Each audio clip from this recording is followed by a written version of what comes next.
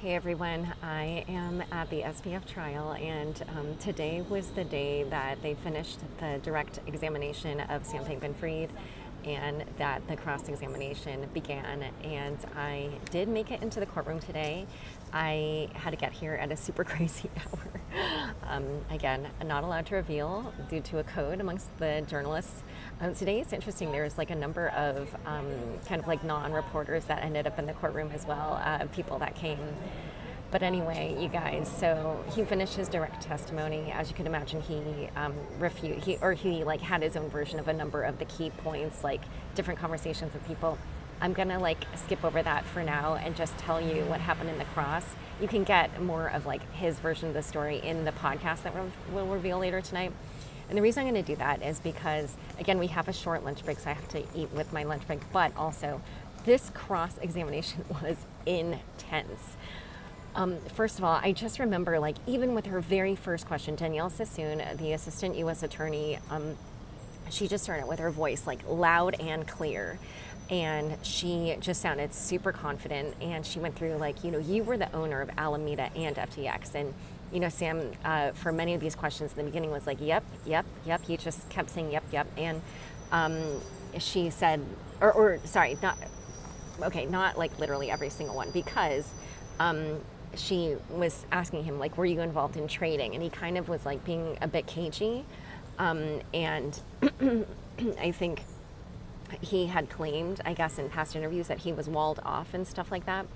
And she also talked about how he had deleted a number of the different chats or set them to auto delete, and was saying like you made certain statements, or like she was saying she brought up different media interviews that he had done during his like media tour after the collapse, but before his arrest. And she said, you know, you said this at that point, you said that at that point. And honestly, during this time, like the tension, for me at least, was building so much that I wrote in my notes, her rapid fire questions are making even me nervous. She's about to trap him, ! And I wrote, feeling of lamb being led to slaughter.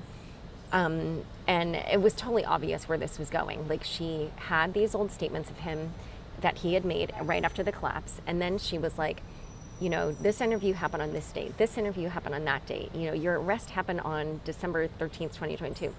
And then she was like, at that time, did you know that, you know, Caroline Ellison and Gary Wong and Ashad Singh were cooperating with the government? Did you know that, you know, they had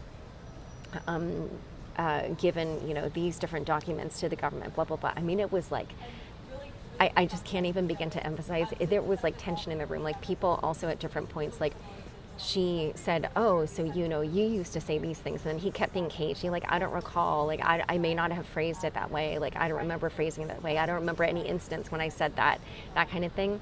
And then she would pull up, you know, like a clip of his, you know, on a podcast, or pull up an article and then have like the quotes and stuff like that of the direct language that she was using that he was claiming he didn't remember using. So honestly, not joking, like I felt like I was like bracing myself because there was just a lot of tension, and she had the receipts for everything. So like every single time she asked about something, if he did not take ownership of something that he had said, she would pull up an exhibit and be like, you know, look at the date on this, like here's the exact language you use, read it aloud. She pulled up testimony he had given to Congress, using the language she was asking about, where he kept saying like, I don't remember any instance, like stuff like that. So I mean, you guys, it was very intense. The one thing is that there was a moment where it almost seemed like she was annoyed that he wasn't admitting, and so for the congressional testimony, she said something like, oh, you know, you're saying that you know, that you don't recall or whatever, or you're saying, like, because I think she had asked him something and he wasn't admitting, and he like made some caveat about that language, and she was like, oh, but then did you tell the government you were just kidding? And then she had to rephrase it, like there was an objection, and she said, did you amend the statement that you had given to Congress under oath? So anyway, point is, there was just a lot of, I wrote like using Sam's words against him in my notes, stuff like that. By the way, yeah, here was one of the choice quotes that she pulled up from FTX's own podcast, where he had said that, like regulation was important, or like FTX was transparent or something. And the reason he gave was so people are exposed to what they think they are exposed to and not extraneous things. So I wrote, using his own words against him in all caps, and I wrote, he is very meek. So, yeah, there just were, and then there were a lot of moments where she would ask him these questions and he would do a rapid fire, yep, like to all these like kind of general statements, but it felt like she's leading him to a moment where she's about to trap him in his own contradictions. This happened multiple times. So anyway, yeah, it was, and toward the end, he started getting even cagier, and oftentimes for everything she was asking about, he would say things like, I don't recall using those exact words. I can't recall an exact instance when I said that. And it was, yeah. But there was another moment where, again, when he said he didn't remember saying that FTX International was safe, then she pulled up something where, like, he said like the most regulated, the most trusted, stuff like that. And I wrote screaming emoji in my notes because I just, I don't feel it's going well for him. And yeah, it seems like he looks cagey. However, I will say that when he came off the stand,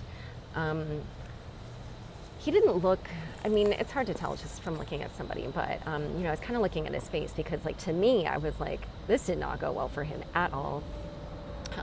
But, his face, he just sort of seemed to be looking at the crowd of people, and, his lawyers came. The one thing I will say is that he is definitely better trained in answering, in the sense that now his answers are brief. He doesn't do the whole like page-long single answer to one question. He will give a simple statement and it's short. So at least they appear to have trained him better over the weekend on that. But anyway, yeah, you guys, it's getting intense, and they've only gotten started, and they're saying that they're going to have a significant cross-examination. So I think tomorrow should be, more of this. And who knows, maybe it could even go into Wednesday. I don't know. The government seems to, like I said, have brought all the receipts. And they are, at least, yeah, this cross-examination so far is showing pretty much all the contradictions and various things that he said. So that's the update from the courtroom. And I will update you all again after when we leave. And then, of course, have the more produced and polished podcast later on tonight.